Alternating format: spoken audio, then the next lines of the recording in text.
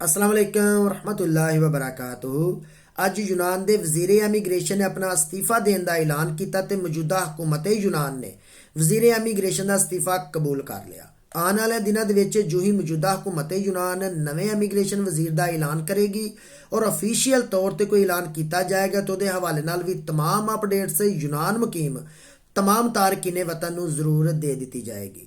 लेकिन ਆਪੋਜੀਸ਼ਨ ਲੀਡਰਾਂ ਦੀ ਤਰਫੋਂ ਮੌਜੂਦਾ ਹਕੂਮਤ ਦੀ ਬਹੁਤ ਜ਼ਿਆਦਾ ਜਿਹੜੀ ਲੀਡਰਸ਼ਿਪ ਹੈ ਉਹ ਇਸ ਬਿੱਲ ਨੂੰ ਲੈ ਕੇ ਬਹੁਤ ਜ਼ਿਆਦਾ ਪਰੇਸ਼ਾਨ ਹੋ ਚੁੱਕੀ ਹੈ ਕਿ ਜਿਹੜਾ ਇਹਨਾਂ ਨੇ ਇੱਕ ਸਕੈਚ ਪੇਸ਼ ਕੀਤਾ ਹੈ, ਬਹੁਤ ਜ਼ਿਆਦਾ ਕਵਾਨੀਨ ਉਹਦੇ ਚ ਮੁਤਾਰਫ ਕਰਾਏ ਨੇ ਜਿਹਦੇ ਵਿੱਚ ਤਾਰਕੀਨ ਵਤਨ ਹੀ ਮਹਦੂਦ ਨਹੀਂ ਬਲਕਿ ਯੂਨਾਨ ਦੇ ਲੋਕਾਂ ਵਾਸਤੇ ਵੀ ਬਹੁਤ ਸਖਤ ਕਵਾਨੀਨ ਮੁਤਾਰਫ ਕਰਵਾਏ ਗਏ।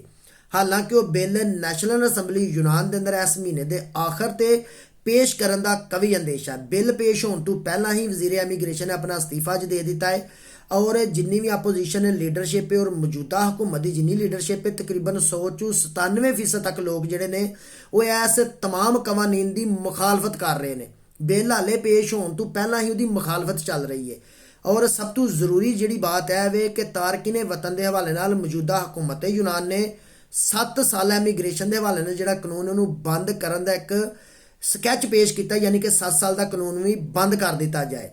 इस हवाले नाल भी बहुत ज़्यादा मौजूदा हुकूमत यूनान प्रैशर दे विच है क्योंकि बहुत ज़्यादा जिहड़े यूनान के लोग ने वो खुद जमींदारे के काम नाल मुंसलिक ने और खुद ये कारोबार कर रहे हैं। इस वजह तो कहते हैं कि यूनान के अंदर ऑलरेडी लेबर की बहुत ज़्यादा शार्टेज है। कम से कम जिहड़े अफराद यूनान के अंदर मौजूद ने जिहड़े यूनान आ चुके ने पहुँच चुके हैं चाहे उन्होंने कोई डॉक्यूमेंट्स है नहीं या डॉक्यूमेंट्स नहीं है उन्होंने भी कोई रस्ता दिता जाए। चलो 3 साल का कानून अगर बंद किया तो 7 साल का रहन दिता जाए। कम से कम किसी भी अफराद नूं यानी तारकीन वतन नूं हिरस उम्मीद होए कि असीं 7 साल यूनान च गुजारने आ तो 7 साल तो बाद ही सानूं यूनान के पेपर मिल जाएंगे। लेकिन अगर तुसीं यह भी एक रस्ता है बंद कर देंदे हो तो तमाम लोग जिहड़े ने यूनान छड्ड के चले जाएंगे जिहदी वजह तो बहुत ज़्यादा जिहड़ा नुकसान होएगा जमींदार लोगों का और जिन्ने भी कारोबारी लोग ने यानी फैक्ट्रियां के मालकान ने जिन्हों को तकरीबन 3-3 4-4 हज़ार बंदा काम कर रहा है।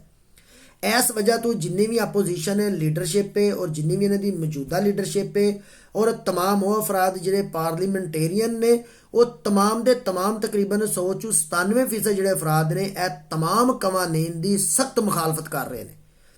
इस वजह तो ही जिहड़े वजीर इमीग्रेशन उन्होंने करप्शन का भी इल्ज़ाम और भी बहुत सारे इल्ज़ामात लगे और वो शायद यह सोच के तो उन्होंने अस्तीफा दे दिता कि इस तो बेहतर है कि यूनान के कुछ हालात खराब होन इस तो पहला कि मजीद मुश्किलात वध जान मौजूदा हुकूमत वास्ते तो उन्होंने अपना अस्तीफा दे दिता।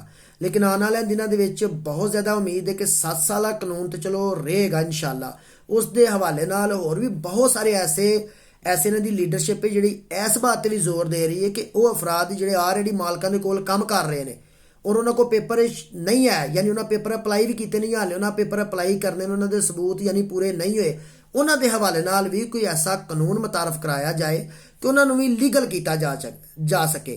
तो बहुत ज़्यादा इस बात पर जोर दिता जा रहा है। लेकिन वेखो आने वाले दिनों के इंशाअल्लाह ताला कोई बेहतरी और मजीद कानून हुकूमत यूनान मुतारफ करवाएगी तारकीन वतन के हवाले नाल। बाकी तमाम वीर भरा दुआवां याद रखियो। तुहाडी मुहब्बत बहुत ज़्यादा मशकूर है। जज़ाकल्लाह खैर।